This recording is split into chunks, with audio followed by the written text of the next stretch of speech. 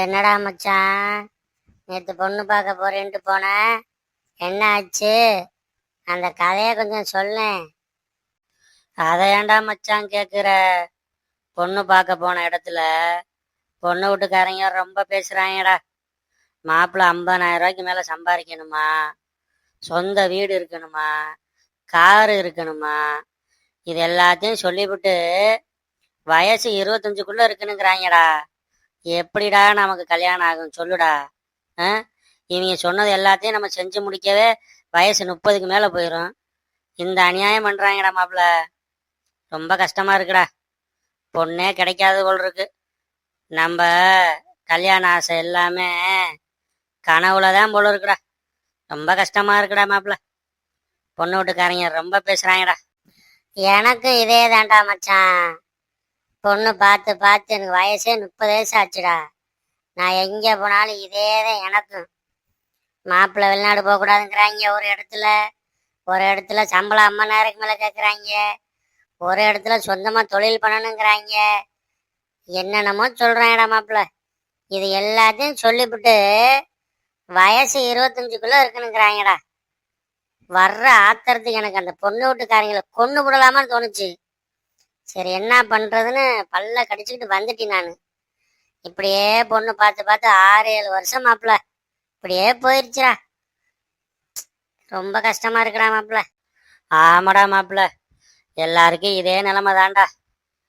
என்னைய எல்லாரும் என்ன சொல்லுவாங்கன்னா, நீ பார்க்க ஃபாரின் மாப்பிள்ள மாதிரி இருக்க, உனக்கு உடனே பொண்ணு கிடைச்சிரும், எங்கே போனாலும் பொண்ணு உனக்கு உடனே கிடைச்சிரும் அப்படி இப்படின்னு சொன்னாங்கடா. ஆனால் இப்போ பொண்ணு பார்க்க போகும்போதே தெரியுது எங்கேயுமே நமக்கு பொண்ணு கிடைக்காதுன்னு. ரொம்ப அநியாயம் பண்ணுறாங்க மாப்பிள்ள.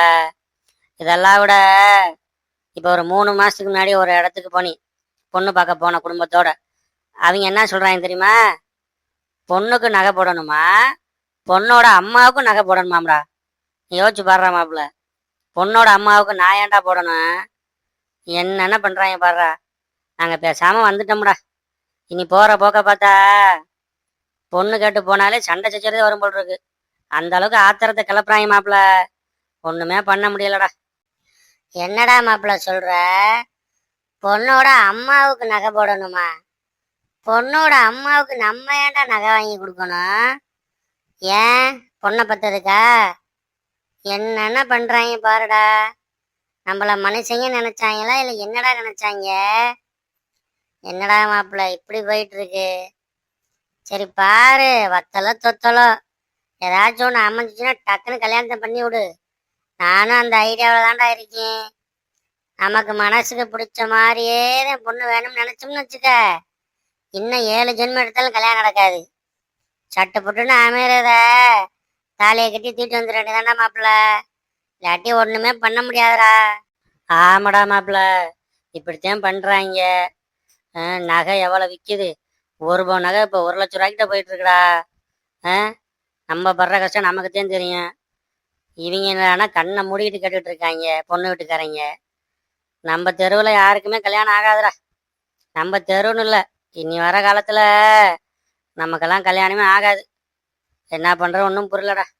இவங்க பேசுகிற பேச்சுக்கெல்லாம் எங்கிட்ட போய் கொள்ளையடிச்சாதே உண்டு. கொள்ளையடிச்சா கூட இவங்க கேட்குறத நம்மளால செய்ய முடியாதுடா. அவ்வளோ அநியாயமாக கேட்குறாங்க. பொண்ணுக்கு நகை, பொண்ணுடைய அம்மாவுக்கு நகைன்னு. என்னடா மாப்பிள்ள பண்ணுறது? 19 கிட்ஸ் எல்லாம் அப்படியே கனவுலே வாழ்ந்துட்டு போயிட வேண்டியதான்டா. உனக்கு இன்னொன்று தெரியுமா?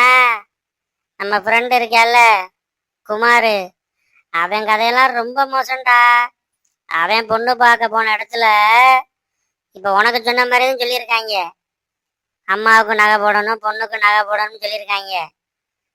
அவன் அதுக்கெல்லாம் சரி சரின்னு தலையை ஆட்டினான்டா. கடைசியில் பார்த்தா அவங்க வீட்டில் ஒரு நாய் இருக்காம்டா. அதுக்கு மாதம் மாதம் அதுக்கு 3,000 ரூபாய்க்கு சாப்பாடு வாங்கிட்டு போடணுமாம்டா. அந்த பொண்ணை கட்டி கொடுத்துட்டாலும் இவன் மாதம் மாதம் மாமியார் வீட்டுக்கு போய் அந்த நாய்க்கு சாப்பாடு வாங்கி போட்டு வரணுமா. இதே ஒரு கண்டிஷனாக வைக்கிறாங்கடா. ஏன்னா அந்த பொண்ணுக்கு இந்த நாயினா ரொம்ப பிடிக்குமா, செல்லமாக வளர்த்த நாயா. இந்த மாதிரி பண்ணுறாங்கடா. என்னடா சொல்கிற? எல்லாம் நம்ம சாபக்கேடுடா. 2K கிட்ஸை பாரு, ஈஸியாக கல்யாணம் பண்ணிடுறாங்க, குழந்தைய பெற்றுடுறாங்க. நமக்கு மட்டும் தானே கல்யாணம் ஆக மாட்டேங்குது. நம்ம என்னடா பாவம் செஞ்சோம்?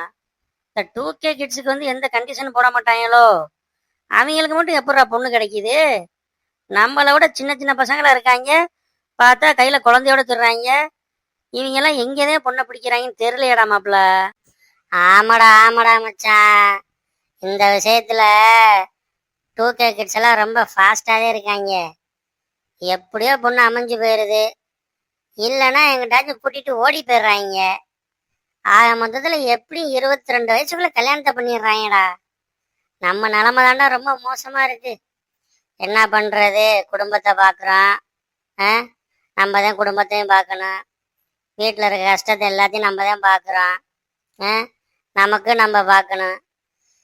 நம்ம குடும்ப பொறுப்பை நினைச்சே நம்ம வாழ்க்கை போச்சுடா மாப்பிள்ள. டேய் மச்சான், வெளியில மழை வருதுடா, நல்ல குளுகுளுன்னு இருக்குடா. பேப்பர் எடுத்துட்டு வா போ. நம்ம அப்படியே கப்பல் செஞ்சு அந்த மழை தண்ணியில விடுவோம். உனக்கு கப்பல் செய்ய தெரியுமாடா? எனக்கு செய்ய தெரியும். கத்தி கப்பல் செய்வி நானு. போய் பேப்பர் எடுத்துட்டு வா.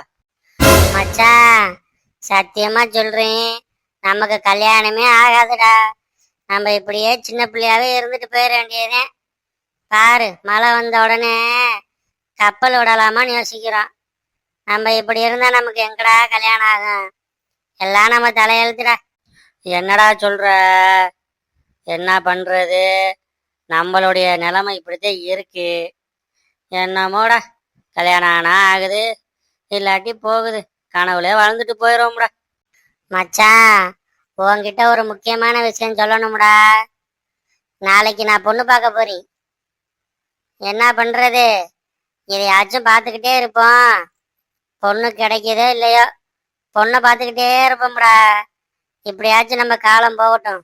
நீ என்ன சொல்ற? நீ சொன்னாலும் சொல்லாட்டியும் நம்ம வாழ்க்கை இப்படியே தான்டா போகுது. போடா போய் பொண்ணை பார்த்துட்டு வா போ. All the best, all the best.